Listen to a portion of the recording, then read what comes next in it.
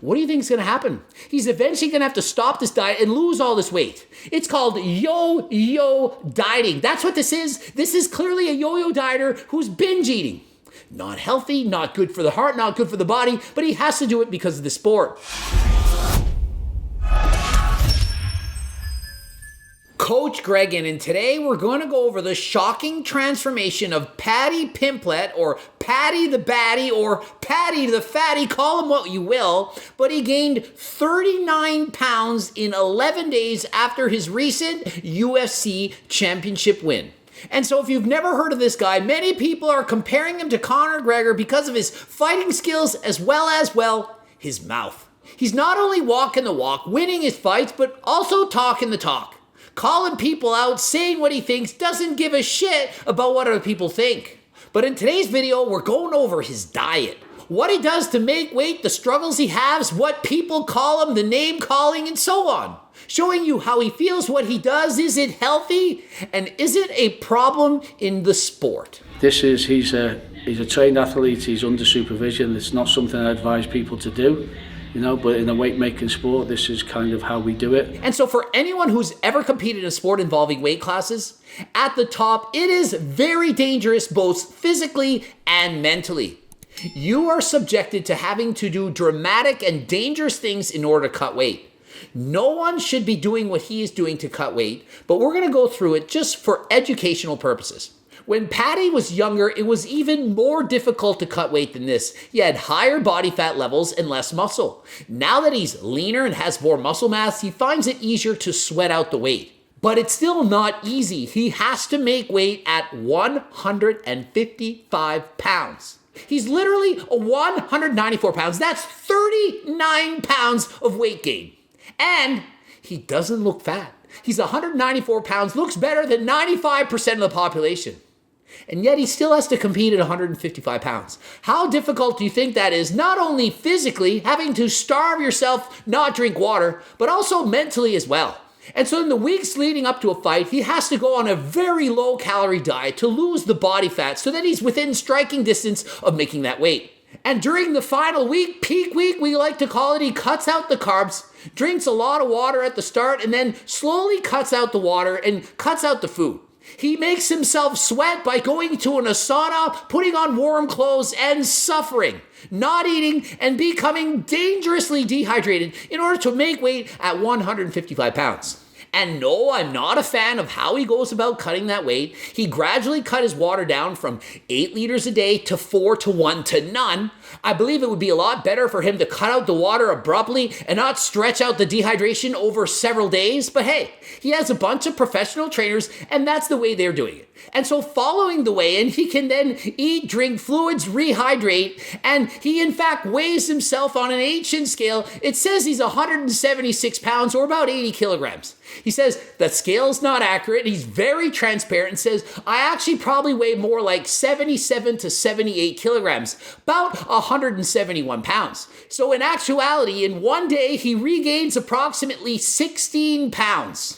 About a day before the fight, he has about 10 pounds to lose. He does so through dehydration. It's not healthy, but it's part of the sport. They simply have to do it. If he didn't dehydrate, he would have to fight in the light heavyweight division. Imagine fighting as a light heavyweight when you're normally fighting at 155 pounds. They would be massive. They would destroy him. It wouldn't be fair. And so he has to do what the Joneses do. He has to also dehydrate as everyone else is doing it. And so although it's dangerous, what can they actually do about it? 15-minute bath, 20 minutes in the towels, repeat that process 2 to 3 times, and he should be close to weight there. And so 15 minutes in the bath, 15 minutes wrapped up in towels, going back and forth, back and forth. And what they're doing is they're heating up the internal core temperature of the body, which forces the body to sweat, which causes you to lose weight. Personally, I hate the bath. It's the most torturous thing I've ever done. I did it at World Championships for powerlifting back in the early 2000s. It was a nightmare. My heart rate at rest was over 150 beats per minute. Laying in a tub up to here in as hot a water as I could stand. Hated it. I quickly learned that it's a lot less suffering to put on several layers of clothing and a snowsuit and do very easy cardio. perhaps a light bike ride, or walking on a treadmill, maybe 1.5 miles an hour. Gets your body sweating, and it does so with a lot less suffering than laying in a hot pool of water.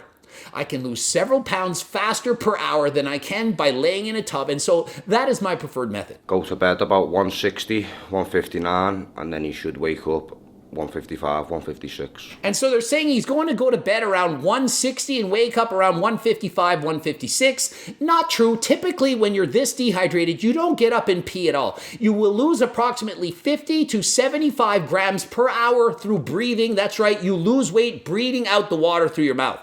Typically, if I go to bed really dehydrated, I can lose 2, maybe 3 pounds by sleeping. The guy's a lot smaller than me, has a lot less muscle, and so he's not going to dehydrate as much. If you wake up in the morning and you're a couple pounds over, you can very easily put on some sweat clothes, a snowsuit, go for a short walk, perhaps 20 or 30 minutes, and easily lose the 2 or 3 pounds that you need to lose. And so it's not really a good idea to be under the weight a day early. You might be thinking, oh wow, he's at 155 a day early. That's great. That's fantastic. No, it's not. You don't want to suffer longer. The longer you stay at that severely dehydrated weight, the worse it's going to be come fight time. If you're 155 pounds dehydrated for several hours, several days, it's a lot worse than if you only do it for a few moments. And so my suggestion, cut it out all at once. Go from 8 liters to nothing. And then once you stop peeing, then you can start the dehydration process. Start the night before the weigh-in. Wake up, put on some sweat clothes, a snowsuit, do maybe 30 to 60 minutes of very easy cardio. You'll lose all the weight you need. Go directly to the weigh-in, and as soon as you weigh in, start replacing those fluids and begin to eat. And what kind of food should you eat? Well, not fat, not fiber. That's going to digest very slowly. You need to replace the electrolytes that you've lost and mainly consume carbohydrates. The faster digesting, the better. And so after the weigh-in, you can quickly take in the electrolytes, the water, the carbohydrates that you need, form the glycogen so that your muscles become full, gain the weight that you need, and quickly return to your former fighting form. And so the next day, he's already back up 16 pounds in order to fight his opponent, and he does. He wins in the first round. Very impressive performance. And so what does he do after the fight to celebrate? Of course, he's going to eat. Remember, he's been cutting body fat on a strict diet for weeks and or months in order to make that 155 pounds. After the fight's over, no reason to try to stay that lean. It's not healthy. Remember what I've said in the past, you can't optimally build muscle if you're too lean. If you've been dieting for so long, trying to maintain while too lean, you're not going to build muscle. You're not going to be able to train effectively. And so what he has to do is regain some of the weight. However, is he in fact taking this too far? He's eating over 10,000 calories in a single day. Posted a video himself where he goes over it, wrote everything in MyFitnessPal. He is extremely transparent. Love it about this guy. He tells you what it is. He's not trying to lie, bullshit, or scam you. And in the video, he's going to weigh himself, talk about the weight that he's gained, and what are people saying, and what does he think of himself? Been eating like a king. Resting that LCL lad, just getting fat. Fat. And so he's eating like a king, says, I'm getting fat. Fat. Talks about how puffy his face is because you can see with his shirt off, he doesn't look fat. He's still well below 15% body fat. Despite the fact he's gained 39 pounds, he's still lean. He's certainly not fat. Anyone that would call this guy fat doesn't know what they're talking about. He's a very lean, high-level, high-performance athlete. He happens to have a little bit more puffiness in the face, but that's because he's been shoveling in so many extra calories since the fight that his body is swollen. When you cut weight this drastically, your body is thinking, whoa, no, there's something going wrong. Perhaps there's no food or water in the area. We're going to hold on to everything we can right now. Let's get bloated. Let's start swelling up. Let's do so in case he runs into another famine. In case he can't find water for 3 days, we will survive. So he bloats himself up to 194 pounds, which is his body way of saying, do not do this again. It's not healthy. This added weight gain, not good for your heart. Gaining 39 pounds in 11 days is not healthy. Also not healthy, losing all that weight, trying to make 155. But there is a healthy medium. And I don't believe that he's going to continue to stay at 194 pounds. If he does, how is he going to fight back at 155? You can't dehydrate 39 pounds. It's impossible. You would die. So he's going to have to go back on a diet, lower his body fat percentage again into the low 170s. That way he's able to cut weight to make 155. He's going to do this over and over again through every single fight unless he decides to move up a weight class as part of the UFC. However, if he goes up a weight class, he's going to fight bigger and larger opponents, which would give him a very significant disadvantage. So most likely he's going to stay in that weight class because he's very dominant in the weight class. If he fights at 155 and he continues to win, why would he move up? However, if he puts on significant amounts of muscle and can fight at a higher body weight better than at 155, I'm sure he'll decide to go up in weight. I've got some heavy donuts here, you know. You can't have one, you're fighting next week. Does this look any different than how people normally eat after a bikini or bodybuilding competition? You've been starving yourself on an unrealistic diet for months, and then what happens? You can't handle it. You lose your willpower, and you need to binge. Competition's done, no longer has to fight. He's going to have to bulk, regain some of the weight. But it's not healthy. Going to put a lot of strain on the heart, kidneys, and so on. Gaining 39 pounds in this short a period of time, it's not healthy. The guy's been dieting for months, has single-digit body fat. Of course, eat a donut if you want. But maybe don't eat 12. Maybe don't eat 12. Try to have balance. And so one thing we can learn from Paddy is if you're not an elite level athlete, you shouldn't be doing anything that he's doing. You shouldn't be copying this. You shouldn't be doing their strict diets, nor their strict regain, cheat meal weight gains. And so just because he can get away with eating all this food doesn't mean you can.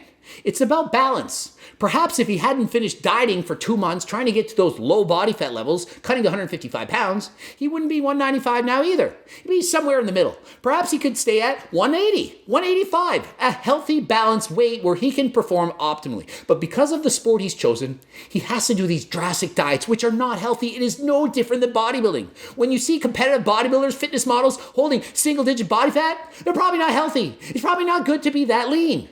15% body fat for men, 25% women, that seems to be about optimal. And so Paddy's joking around, making light of this, saying, Paddy the Fatty, and I'm eating all this food, but this is what it comes down to. He needs to eat this because he doesn't have the willpower not to. He can't stop himself. And so you're not going to see a UFC fighter come out and say, after the fight's over, I just can't control my binging because my urges to eat are so strong. UFC fighters are trying to look like the tough guy. Funny, comical, they get more views. It's more amusing to see a guy say, hey, I'm going to get fat. I'm Paddy the Fatty. I'm putting back the donuts and eating pizza. 10,000 calories than to say, I struggle from binge eating. It's very difficult. I had to cut all this weight. It was a struggle mentally, physically, emotionally, spiritually. I suffered immensely. And so I'm not comfortable with my body. I don't like the image I see in the mirror. And I have to look a certain way because I have to fight at this weight. Not probably the coolest thing for him to say. So what they do is they make light of it. Oh, look at all the food I'm eating. Look at the ice cream and the chips and the binging. Meanwhile, he's gained 39 pounds in 11 days. What do you think is going to happen? He's eventually going to have to stop this diet and lose all this weight. It's called yo-yo dieting. That's what this is. This is clearly a yo-yo dieter who's binge eating. Not healthy, not good for the heart, not good for the body, but he has to do it because of the sport. Pack of chocolate buttons, what's like 1,100 calories, 10 barbecue wings to myself, a garlic bread, a rice, a chips, and half a chicken. And so he goes into detail, lists out all the food, no idea how he memorizes all that, shows the belly and says, hey, check it out. And really, he doesn't look fat at all in this. And he's talking about having the chubby cheeks. And of course, if you gain that kind of water weight, you're going to look a lot fatter. And if it doesn't get worse, I just discovered it wasn't 39 pounds he gained in 11 days. It was 39 pounds he gained the first week. It's actually 47 pounds now. I'm not making this shit up. He's up 47 pounds in 11 days. He gained 16 pounds the first day. He was up 39 pounds in a week, and he's now up 47 pounds. Chicken wrap, bacon, cheese, chips, halloumi fries. half a chicken, chips regular, spicy rice regular, garlic bread, grilled halloumi. And listen, there's nothing wrong with eating junk food. It's just all about having balance, to eat it in moderation. He gained 47 pounds in 11 days. That is not healthy. It would be much better to spread this out. However, he just finished dieting for several months, has no control over his eating. His brain is taking over. His body suffered to such an extent to make that weight class, and now that it's over, he has to eat. He can't control his urges. You look fat as from this angle. Listen, he's been eating over 10,000 calories perhaps every day. He's got a bloated stomach. There's a lot of food in there, but it's not fat. It's food. Just because your stomach protrudes outward does not mean you're fat. Fat is actually adipose tissue that you can pinch subcutaneously, that's right, underneath the skin, or it's visceral fat around the body, inside on the organs you can't see.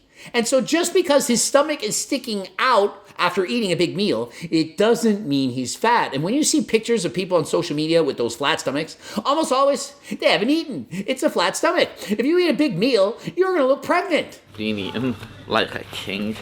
Resting that LCL lad, just getting fat. So you heard it from Paddy's mouth himself. He's calling himself fat, fat, fat, fat. He knows he's gained a lot of weight, but he's not fat body fat. He's big in terms of his body weight in comparison to competing at 155 pounds. He's clearly not fat. And so anyone that's watching this, I want you to understand, he's not fat. If you don't look as lean as this guy, it doesn't mean you're fat. He's saying he's fat because he's comparing himself to when he fights at 155 pounds. And because he gained that weight so quickly, it's hard for the mind to accept this. You're used to seeing yourself dieting for the competition, losing weight, getting ready to cut weight. You see the abs, the veins in your stomach, and so on. And so when you go back to normal, you can actually feel fatter when you're normal than you were in the first place. And so you can see he's eating chocolate, hazelnut, pancakes, various pancakes, whipped cream, ice cream, whatever, lots of junk food. And so if you're trying to not gain a significant amount of weight and not trying to get fat after you finish the diet, you can't just go off the diet and eat whatever you want. I'm going to just eat intuitively. This is what happens when you eat intuitively, eating whatever you want. I suggest you eat low-calorie dense foods, fruit and vegetables, or meals that you'll find in my freaking cookbook.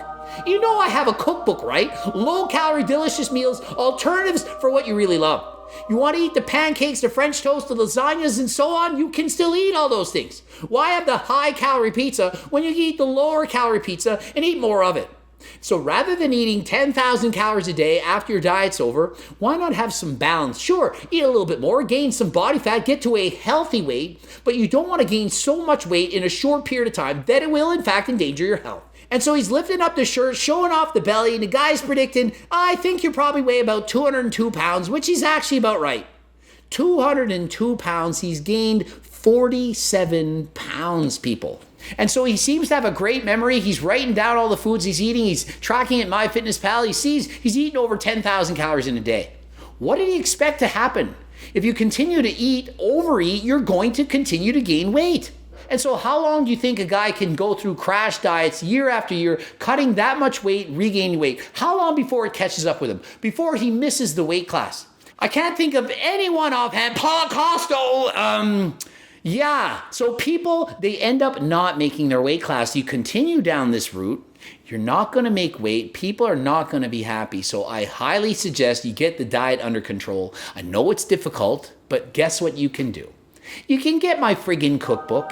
In the off season, there's no reason why as a UFC fighter, you can't have a protein ice cream shake. You can't have anabolic French toast or a lower calorie lasagna. You can eat the foods you love. It might be just the thing you need to allow you to stay in the weight class you're in, allow you to keep fighting to be full and not have to rely on willpower.